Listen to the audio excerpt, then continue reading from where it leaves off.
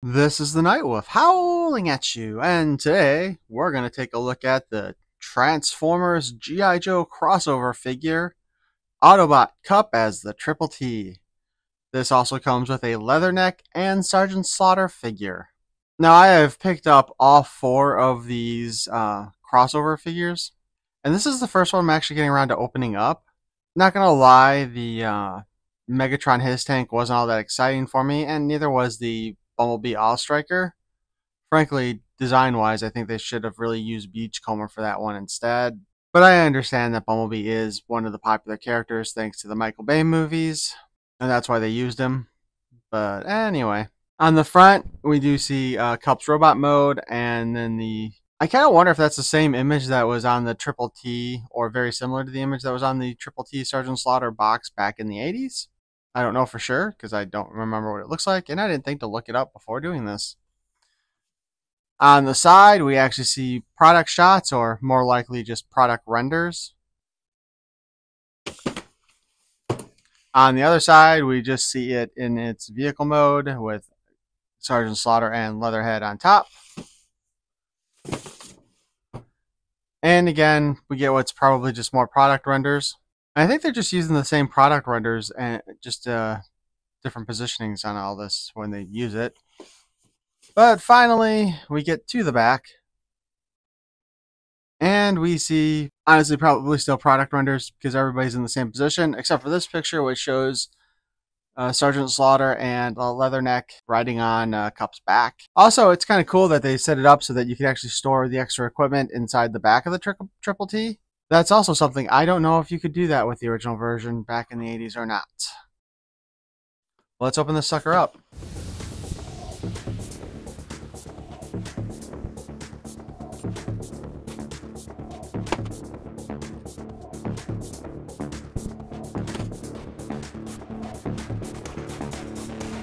The great reveal! A brown cardboard box. Although I do have to give Hasbro credit for the creativity in the packaging. I do like the whole slide it open to reveal the box. Although it would have been pretty cool if they'd had this as being more of a, window packaging. And this is how they are stored inside.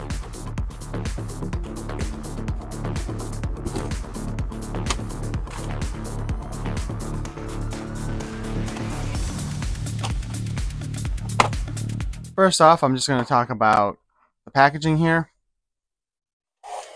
for the figures. Back in the day, obviously, the figures would have been, they would have been packaged so that you would have seen them like this under some plastic and not on card backs if they came with a vehicle. Leatherneck is probably using the exact same imagery that they used in the original. But I feel like these cards are kind of small. I don't have any unopened 80s G.I. Joe things, but then again, maybe it's because I'm an adult now that that these things look so small. The back, though, is definitely unique packaging for this vehicle. As, in the olden days, besides the fact that it would have been single language for most packaging, we would have had images of the other figures that have come out. And while we're at it, let's just go ahead and do this. Leatherneck, Metzer, Wendell A. Rowe, Drill Instructor. Primary Specialty, Infantry. Secondary Specialty, Drill Sergeant. Birthplace, Stromberg, Nebraska. Leatherneck is uncouth, opinionated, and overbearing, and he has no patience at all with the indecisive, the lazy, and the dishonest. Not a man you can like, but one you can trust. This might explain why he doesn't get along with Shipwreck. And I don't know how many people watching this are going to get this reference, but he kind of looks like Captain Kangaroo in the artwork.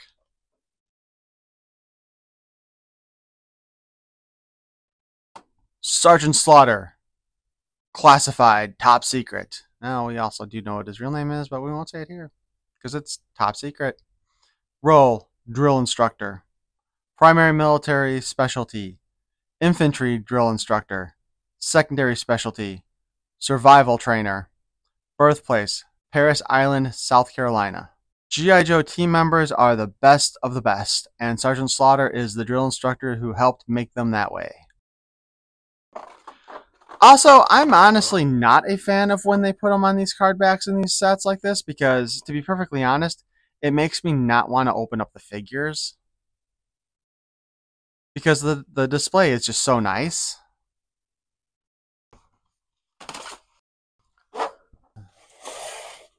But we will set them aside as we take Kup out of the packaging.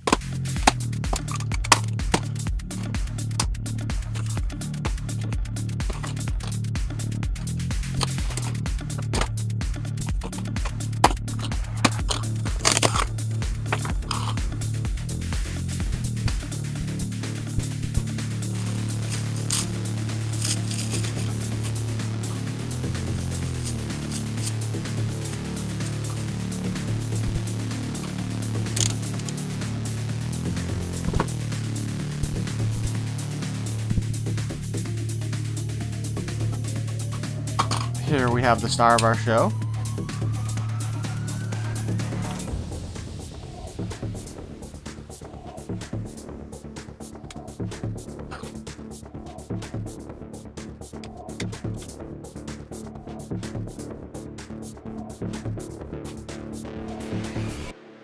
I wonder where the... Oh, okay. So in robot mode, there actually is a peg on the side here on the back tread part on his back, I should say, where you can actually plug in the missiles.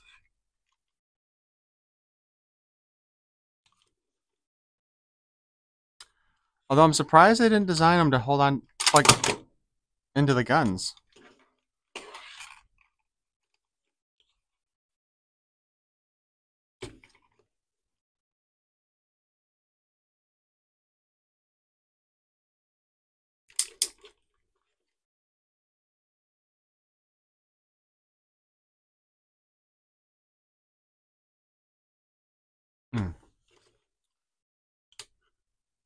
So I think I might split this up into 2 separate videos, just because we'll have the figures to do separately from Kup himself. And I'm going to do this like I do with my other Transformer videos. I'm going to try transforming him without looking at the instructions first. Articulation-wise, Kup's head is on a ball joint, but there isn't much give around. But there is a hinge at the bottom of the ball joint, so you can slime his head forward. So he's got a good bit of looking down, not so much on the looking up. Unless you turn his head backwards and have him look up like that, but that's kind of disturbing.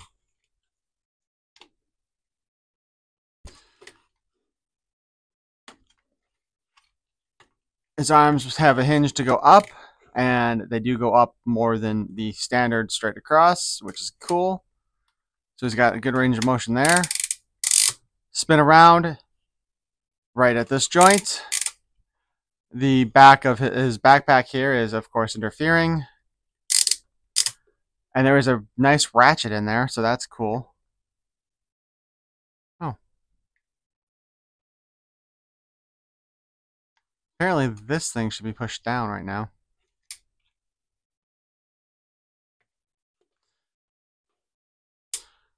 We have a bicep cut.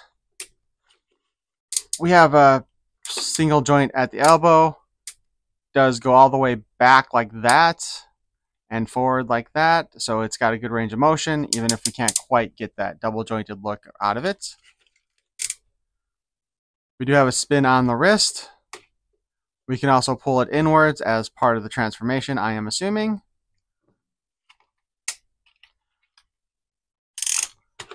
We do have a waist joint. I wish there was something up here that held this up there better. So we can get a full spin.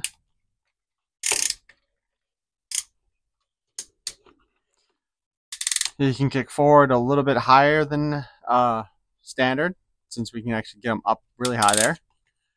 You can also kick back. Of course, the backpack and part of that tread there is interfering with that option. We do have a thigh cut, so we can spin the leg all the way around.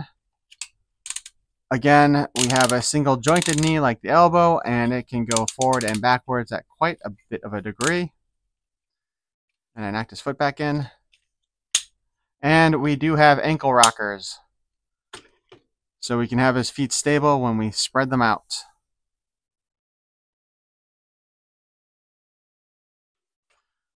The head sculpt on Kup here is actually really nicely done too. Does look like the character quite nicely.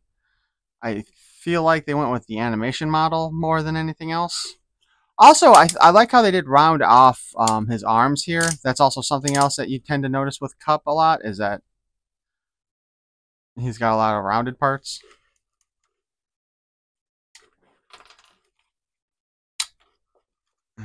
And we go losing parts again.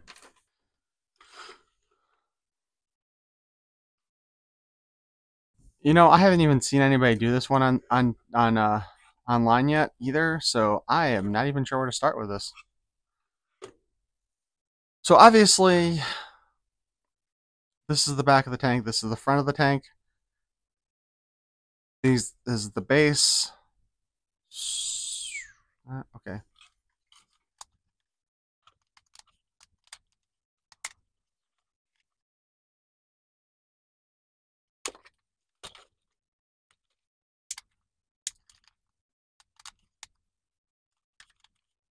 Oh, look at that. There's a computer system on his back. Oh, and this is also where they had the figures pegged in previously.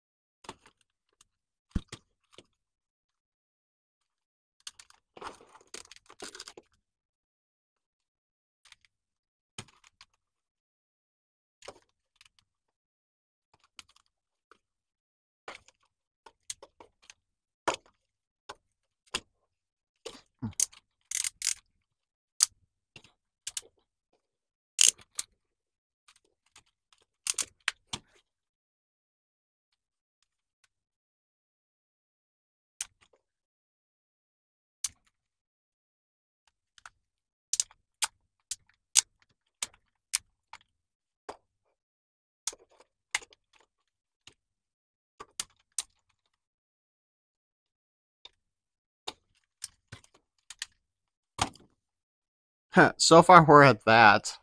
So I think I got the basic idea down. I'm just not sure how to compress it properly to get everything together. Well, fudge.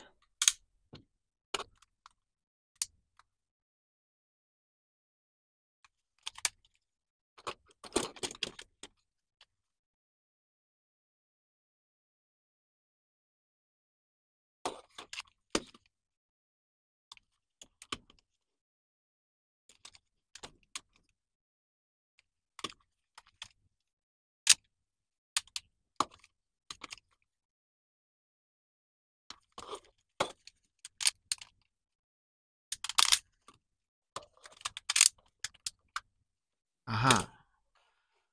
I think I just found the key. If I can get the front of the tank done properly, then I should be able to get the hands in the proper position afterwards.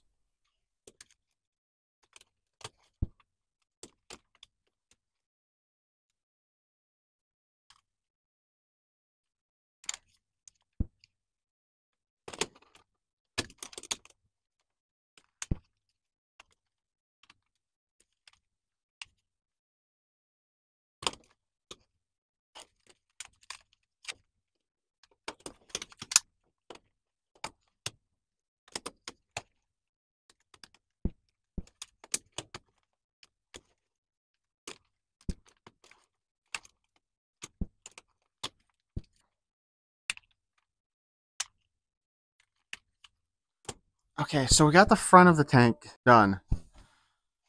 Alright, that means that now we should be able to. The problem I'm having is I'm not sure where the fists, where the hand, how the fists are supposed to sit in here.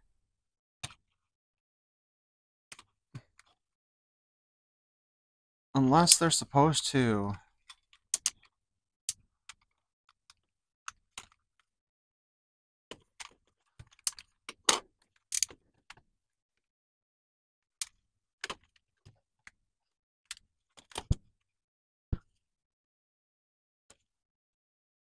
Oh, maybe I had the thought all wrong here, like, because I kept on thinking that those needed to fold in differently, but maybe they just go in there like that.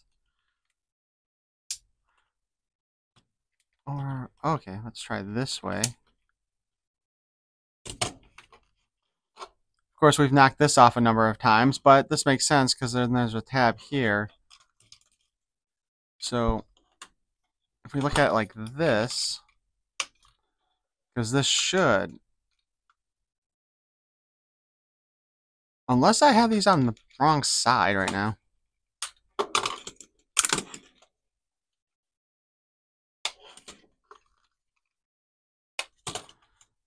Yeah, I had them on the wrong side. That explains some of the problems. Because then the little tabs on the arms fit in the tabs on the treads, back treads.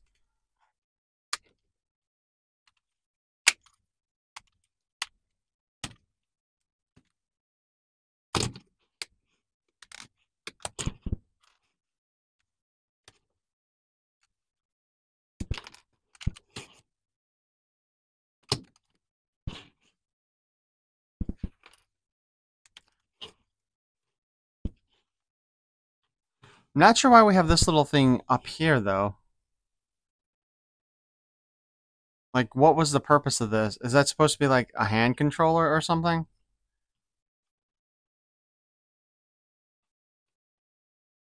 KDP31586. I wonder if that is the same numbers that was on the original Triple T, or if that's supposed to represent Kup. Vehicle mode does look really good. Rolls nicely. Most G.I. Joe vehicles that had tank treads back in the day did not have working tank treads, so that's pretty normal. We've got the little drop-down hinge there. Honestly, as far as the tank mode goes, I feel like they did a pretty good job hiding the transformer kibble. Like, aside from the arms there, the legs themselves just end up looking like braces. Even the arms kind of do, except for the fists. Still got a tow bar there. We can put equipment back there, but we haven't actually opened up any of the figures yet. Oh, shoot. And I did miss something. There's a couple flaps here at his waist that should go down. Like that. Gotta say, the Triple T looks really good. I do not have one in my current vintage collection, so I don't have anything to compare it to.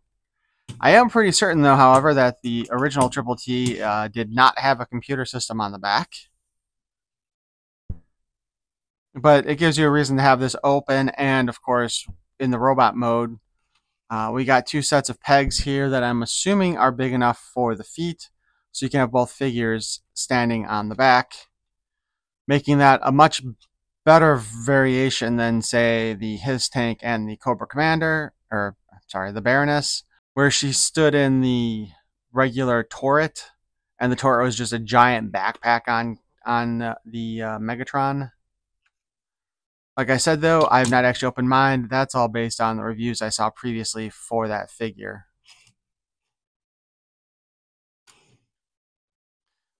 But I do really like the way Kup turned out here, and I'm going to go ahead, I'm going to do the figures as a separate video.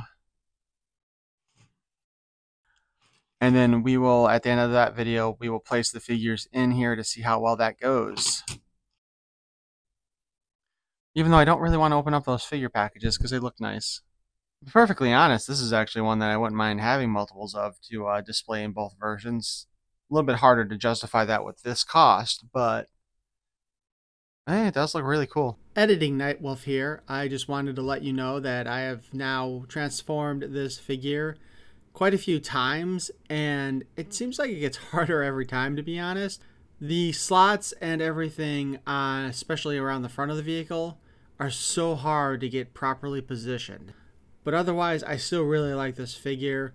I'm just going to try to avoid transforming it anymore. Anyway, see you in the next video. Peace and love. G.I. Joe will return after these messages.